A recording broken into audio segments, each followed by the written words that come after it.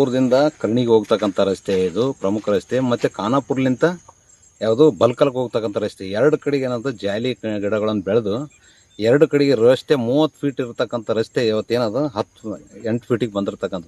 ಇಲ್ಲಿ ಯಾರು ರೈತರು ಇವತ್ತೇನದ ಎತ್ತಿನ ಬಂಡಿ ಒಯ್ದ್ರೆ ಹುಲ್ಲುಗಿಲ್ಲ ಏನೋ ತಂದರೆ ಮತ್ತೇನದ ಟ್ರ್ಯಾಕ್ಟರ್ ಬಂದ್ರೆ ಒಂದು ಎತ್ತಿನ ಬಂಡಿ ಹೋದ್ರೆ ಇನ್ನೊಂದು ಎತ್ತಿನ ಬಂಡಿ ಹೋಗಲ್ಲ, ಅಷ್ಟು ಜಾಲಿ ಬೆಳೆದು ತಕ್ಷಣ ಇದನ್ನೇನದ ಜಾಲಿ ಕಂಟಿಗಳನ್ನು ತೆರವುಗೊಳಿಸಿ ಮತ್ತು ಈ ರಸ್ತೆ ಕೂಡ ಮಳೆಗೆ ಏನದ ಹಾಳಾಕಿಸಿ ಡಾಂಬರ್ ಹಾಳಾಗಿ ಕಂಕರ್ ತೇಲವು ತಕ್ಷಣ ಡಾಂಬರೀಕರಣ ಮಾಡಬೇಕು. ಈ ಭಾಗದಾಗಿರ್ತಕ್ಕಂಥ ರೈತರಿಗೆಲ್ಲ ಸರಿ ಆಗ್ತಕ್ಕಂಥ ಕೆಲಸ ಮಾಡಿ. ಈ ಟೈಪ್ ಇರೋದ್ರಲಿಂತ ಏನದ ಈ ಕಡೆ ಈ ಊರಿಗೆ ಬರ್ತಕ್ಕಂಥ ಶಾಲಾ ಕಾಲೇಜು ಮಕ್ಕಳು ಸಮಯಕ್ಕೆ ಸರಿಯಾಗಿ ಬಸ್ ಬರ್ತಕ್ಕಂಥ ಬಸ್ಸನ್ನೇ ರದ್ದುಗೊಳಿಸ್ಯಾರ. ಯಾಕಂದ್ರೆ ಇಲ್ಲಿ ಹೋಗ್ಲಿಕ್ಕೆ ಜಾಗ ಇಲ್ಲ. ಒಂದು ಯಾವುದನ್ನ ಎತ್ತಿನ ಬಂಡಿ ಬಂತ ರೈತನ ಬಂತಂದ್ರೆ ಬಸ್ ಹೋಗಲ್ಲ, ಅವ್ರು ರಿವರ್ಸ್ ತೊಗೊಳಕ್ಕೂ ಜಾಗ ಇಲ್ಲ. ಹಂಗಾಗಿ ಕೇಸ್ ಏನದ ಇಲ್ಲಿ ರಸ್ತೆನೇ ಆಗ್ಬೇಕು. ಎರಡು ಕಡೆಗೆ ಬದಿಯಲ್ಲಿ ಜಂಗಲ್ ಕಟಿಂಗ್ ಮಾಡಿ ಕೇಸಿ ಶುದ್ಧ ರಸ್ತೆ ಮಾಡಿ ಸಾರ್ವಜನಿಕರ ಅನುಕೂಲ ಮಾಡಿಕೊಡ್ಬೇಕು. ಸಂಬಂಧಪಟ್ಟ ಅಧಿಕಾರಿಗಳು ತಕ್ಷಣ ಸ್ಥಳಕ್ಕೆ ಬಂದು ಕ್ರಮ ಕೈಗೊಳ್ಬೇಕಂತಕ್ಕಂಥದ್ದು ನನ್ನ ಮನವಿ.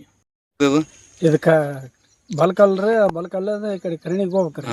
ಕರ್ಣಿಗೆ ದಾರಿಗೆ ಏನಲ್ರಿ ಬರೀ ಜಾಲಿನೇ ಬೆಳೆದದ. ಏನ್ ಎತ್ತಿನ ಬಂಡಿ ಹೋಗಕ್ಕನ ದಾರಿ ಇಲ್ಲ ಏನಿಲ್ಲ, ಎಲ್ಲ ರಸ್ತೆ ಮುಚ್ಚಿಬಿಟ್ಟದ. ಗಾಡಿ ಬರ್ಲಕ್ಕನ ಅನುಕೂಲ ಇಲ್ಲ, ಏನು ಅನುಕೂಲ ಇಲ್ಲ.